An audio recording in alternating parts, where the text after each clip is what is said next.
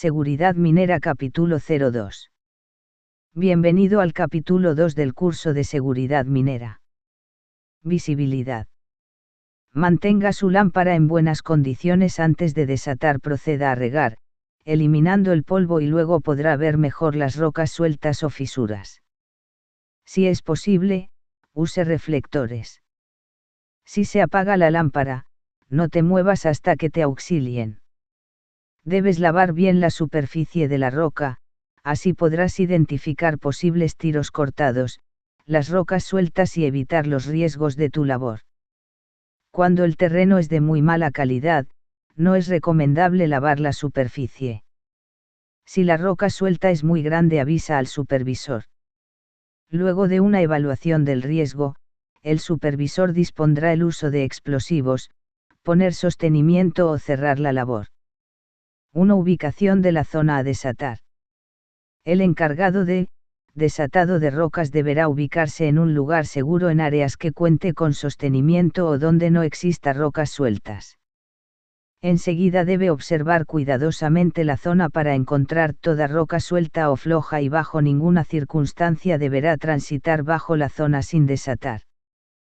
Posición y dirección al desatar. Se elegirá la barretilla adecuada, según la sección de la labor, altura y facilidad de movimiento, deberá colocarla a un costado de cilindros cuerpo y maniobrarla a no más de 45° con respecto a la horizontal, ya sea para golpear o palanquear la roca suelta. El desatado siempre lo realizan dos personas, una desata y la otra observa la roca. Siempre desata de afuera hacia adentro.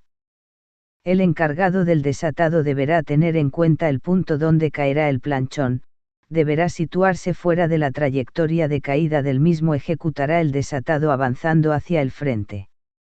En todo instante debe trabajar con equilibrio, con los pies firmes apoyados sobre el piso ligeramente separados, manteniendo un pie más adelante que el otro. Debe estar siempre alerta para escapar a una zona segura en caso de caída de la roca. Nunca lleves el barreno al hombro, podrías sufrir una descarga eléctrica mortal. 2. Detección y anulación de planchones.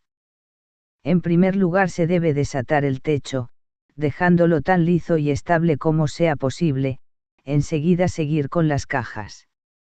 Un trabajo ordenado y sistemático evitará riesgos de accidentes. Para detectar las rocas sueltas se tiene dos reglas prácticas. Si al tocar la roca con el extremo de la punta de la barretilla, se escucha un sonido hueco, entonces se procederá inmediatamente a hacerlas caer.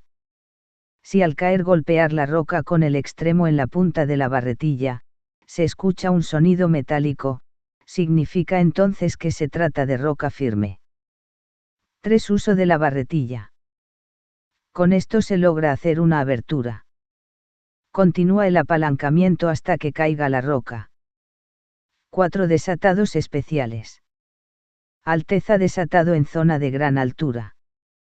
Deberá contarse con superficies adecuadas, ya sea con andamios portátiles o plataformas estables. Use barretinas largas. No arrume piedras ni utilice escaleras como superficie de trabajo. No desate parado sobre equipos o maquinarias. B. Desatado múltiple.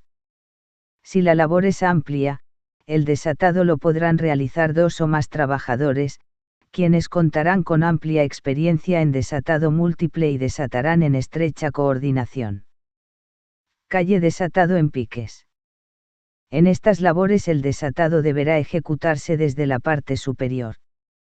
El desatador debe ubicarse por encima del punto que desatará. Deberá portar los implementos de seguridad necesarios para esta labor, principalmente el arnés de seguridad y la línea de vida. Debe usarse el arnés de seguridad y la línea de vida. Aspectos importantes. Si un planchón no puede ser desprendido, informe al supervisor para proceder al uso de explosivos, sostenimiento o cierre del área. Cuando ingrese a una labor que ha sido paralizada y deba reanudarse, ubique las posibles rocas sueltas y proceda a desatarlas. Concéntrese en su trabajo en todo momento. Escuchar los crujidos y el chispeo de rocas le permitirá salvarse. La colocación de avisos de peligro es muy importante para advertir a los demás de una zona sin desatar. Sostenimiento. Consiste en colocar algún elemento estructural que permita recuperar el equilibrio perdido en la roca, pudiendo ser temporal o permanente. A continuación tenemos los tipos de sostenimiento más utilizados. Cuadros de madera. Se utiliza cuando las precisiones son moderadas o en instalaciones temporales. Recomendaciones. Luego de cada voladura, observe el estado de los cuadros ya instalados. Rechace la madera seca y agrietada. Evite reutilizar la madera recuperada. No utilice madera para sostenimiento permanente. Dimensione correctamente el tamaño de las piezas. Proteja la madera en lugares húmedos. Verifique que el cuadro cuente con todos sus elementos, para que trabaje correctamente. Arcos de acero. Sostenimiento de mayor costo, duración y resistencia. Se puede reutilizar y es incombustible. Recomendaciones. Evite espaciamientos superiores a 1 metro en terrenos malos. Reaprete periódicamente los pernos de las abrazaderas. Aceite los pernos antes de recuperar arcos en mal estado. Instruya a su personal sobre riesgos de proyección de pernos y esquirlas al intentar recuperación. Amarre los segmentos antes de aflojar los pernos. Pernos de anclaje.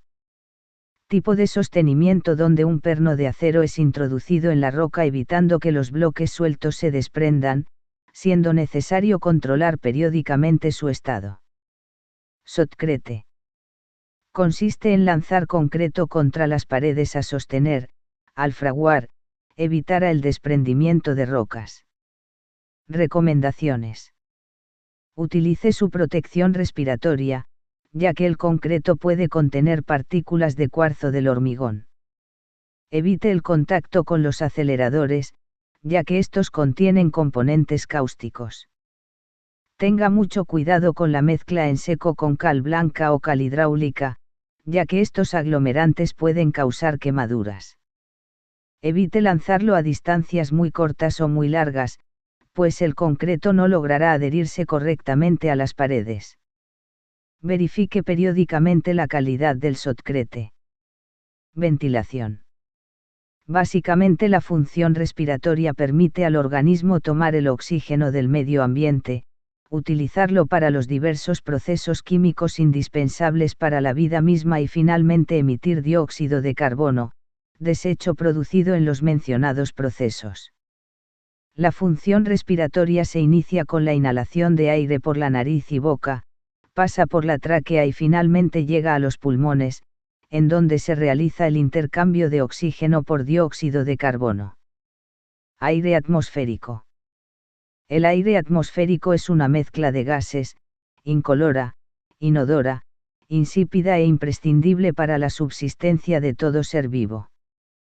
Los componentes principales del aire atmosférico puro son el oxígeno y el nitrógeno, existiendo porcentajes pequeños de gases raros, argón, neón y helio, así como un porcentaje variable de anhídrido carbónico. La composición del aire puro seco se observa en el gráfico.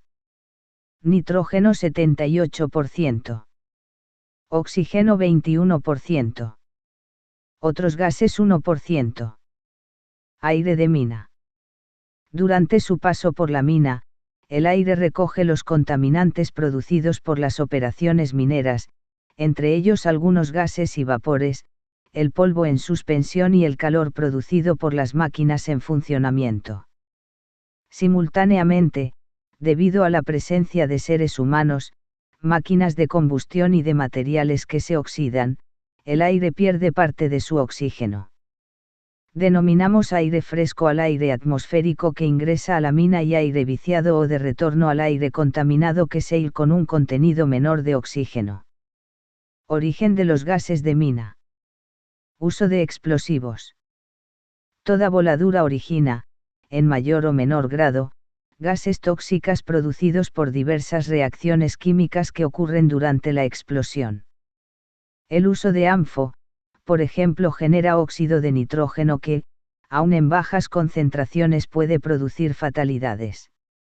Máquinas de combustión interna. Pueden liberar gran cantidad de contaminantes, entre los cuales están los gases con CO, NO2, aldehídos, humos, metano, y SO2. Gases de estratos. Son gases que existen dentro de las estructuras rocosas del yacimiento y que, al entrar en contacto con una labor minera, puede producir grandes concentraciones tóxicas. Respiración humana. Cada persona exhala anhídrido carbónico, CO2, y si realiza una actividad física intensa, la cantidad de anhídrido carbónico producida será mayor. El oxígeno. Es un gas que en su estado normal es la fuente de la combustión y mantiene la vida. Es incoloro, inodoro e insípido. Es el elemento del aire que el hombre respira para subsistir. El oxígeno es absorbido por los glóbulos rojos y llevado por ellos a todas las partes del cuerpo. Allí reacciona con las sustancias grasas, produciéndose la combustión que mantiene la temperatura del cuerpo y, con ello, la vida misma. Como consecuencia de esta combustión se genera el anhídrido carbónico que es eliminado por exhalación. Una disminución de oxígeno causa la muerte. Deficiencia de oxígeno. El hombre respira más fácilmente y trabaja mejor cuando el contenido del oxígeno se mantiene aproximadamente en 21%. Cuando baja a 15%, los efectos en él serán respiración agitada, aceleración de los latidos del corazón, zumbido de los oídos y desvanecimiento. La pérdida del conocimiento vendrá cuando el contenido de oxígeno baja del 12%. A cualquier disminución del porcentaje normal de oxígeno en el ambiente se le llama deficiencia de oxígeno, la cual puede ser producida por las siguientes causas. A. Pérdida de oxígeno del aire por oxidación de minerales o su consumo por la materia orgánica. B. Mezcla con otros gases. Esto sucede en el caso de explosiones, incendios, disparos o emanaciones de gases de estratos rocosos. C. Pérdida de oxígeno por el consumo de personas y máquinas. Detección de oxígeno. La llama de una vela o de un fósforo se apaga cuando el contenido de oxígeno baja del 16%, por lo que un buen método para detectar la deficiencia de oxígeno es con la llama del fósforo, siempre y cuando no se trate de minas de carbón, pues en estas existen gases altamente explosivos como el metano. Gases presentes en las minas. Nitrógeno. El nitrógeno es un gas inerte, incoloro, inodoro e insípido. No es venenoso y no sostiene la vida ni la combustión, su peso específico es 0.97, por lo cual es más ligero que el aire. Cuando se encuentra mezclado con un poco de oxígeno, solo produce sofocamiento en el organismo humano. Se forma por desprendimiento de los estratos de rocas en algunas minas y también por el consumo de oxígeno del aire por alguna forma de combustión, especialmente la producida por explosivos.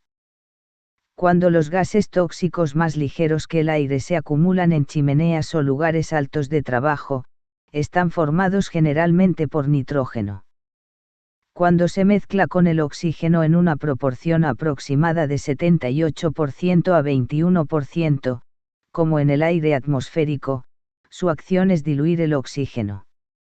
El nitrógeno causa la muerte por sofocamiento cuando pasa de 88%. Anhídrido carbónico, CO2.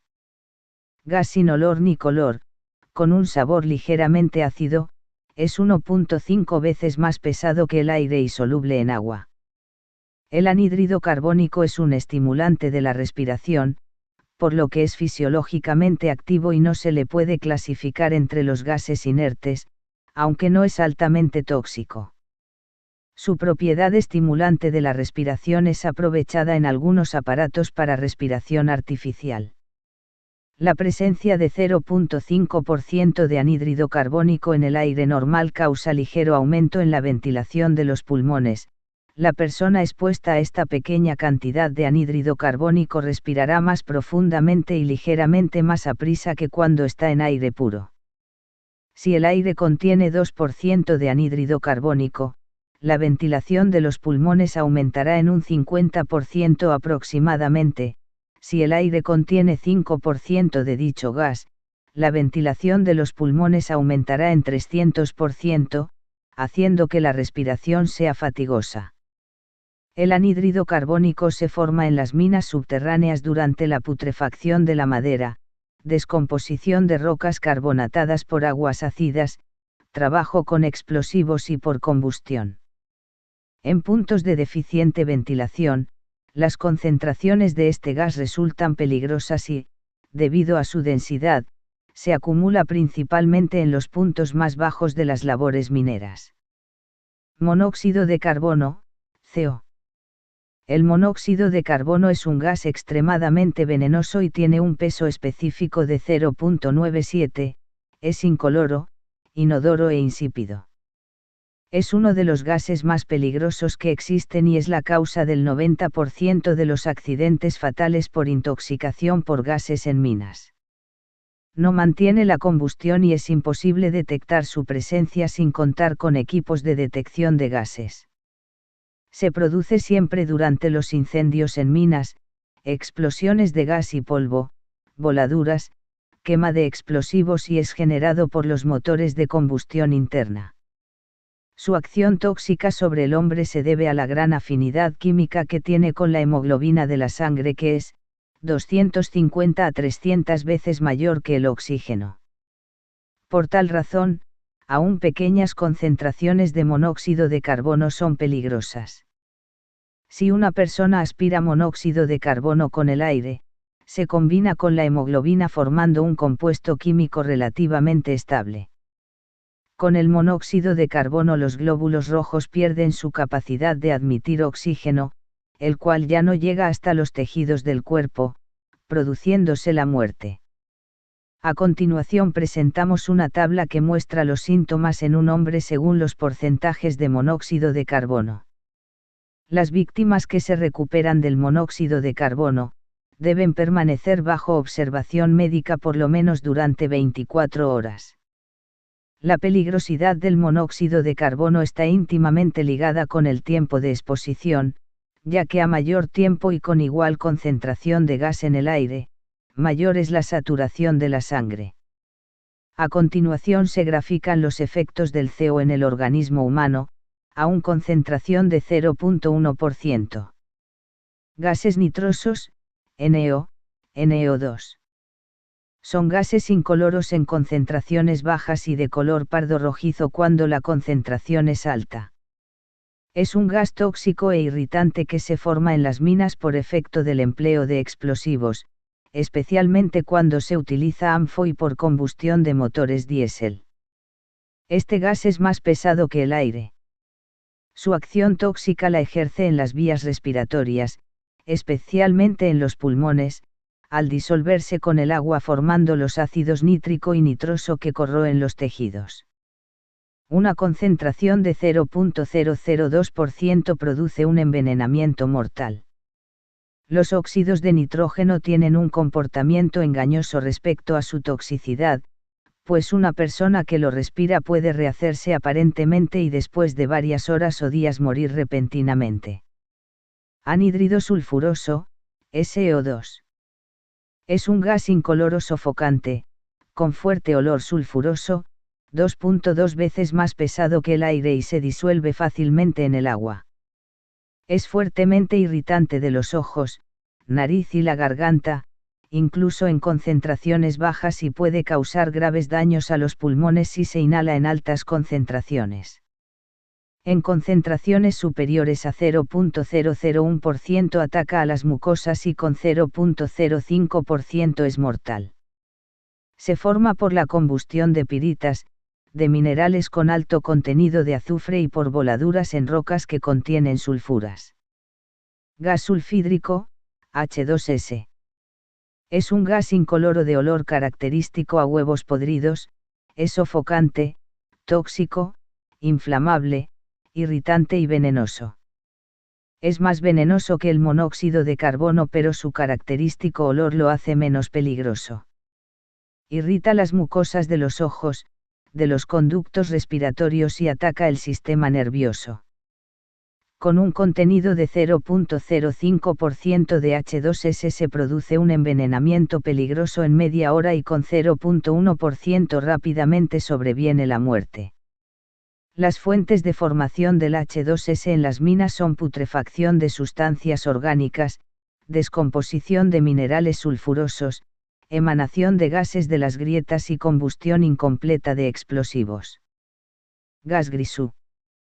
Compuesto principalmente por metano, CH4, conteniendo un promedio de 95% de este gas. Los otros componentes son anhídrido carbónico, nitrógeno, etano y a veces hidrógeno.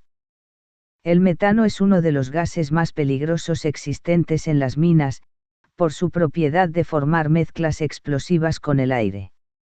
Las explosiones de metano han sido la causa de la muerte de centenares de mineros del carbón.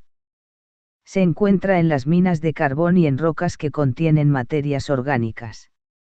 Seguridad en minería a cielo abierto. Seguridad en los accesos y vías. En las operaciones mineras a cielo abierto, uno de los principales peligros es trabajar en los accesos y vías. Por ello, es necesario mantener los siguientes controles. A el diseño adecuado de altura de bancos, gradientes y ancho de rampas, talud de operación y talud final de los bancos, altura mínima de bermas de seguridad, ubicación de botaderos y pilas de mineral, condiciones de tránsito de equipos y personal. Las gradientes de las rampas no deben ser mayores de 12%. Construir rampas o vías amplias de no menos 3 veces el ancho del vehículo más grande de la mina, en vías de doble sentido, y no menos de 2 veces de ancho en vías de un solo sentido.